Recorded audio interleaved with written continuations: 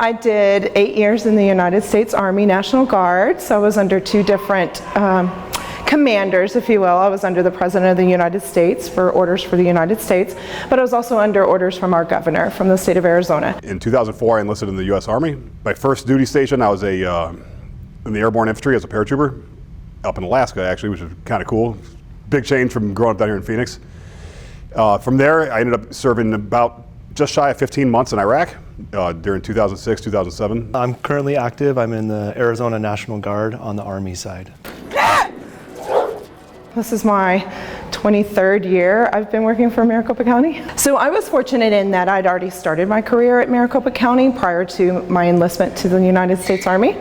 So I left in the middle of my service, and Maricopa was very, very kind to me in the way in which I had signed up for service. I left 3 months later. It wasn't a hard transition to be able to take off to go to basic training. You are a good girl.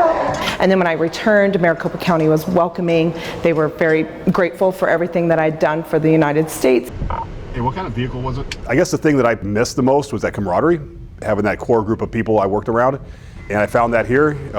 Everybody in the Security Services Division is pretty awesome, actually. Get along. My medical director is very supportive of all the military service I do, whether it's training or a deployment or anything like that.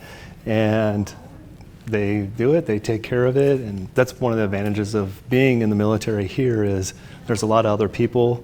For me as a medical provider, I have other providers here, and so I don't feel as bad, leaving my patients behind because I always know I have coworkers here that will help pick up the slack while I'm gone. So serving our country and serving Maricopa County residents are very, very synonymous. It's the same concept. You're doing things for those who are not able to do things for themselves.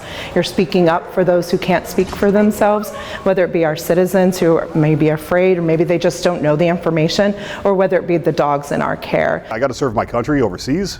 Now I get to serve actually the community I live in, where my kids go to school, my wife works, I live and work.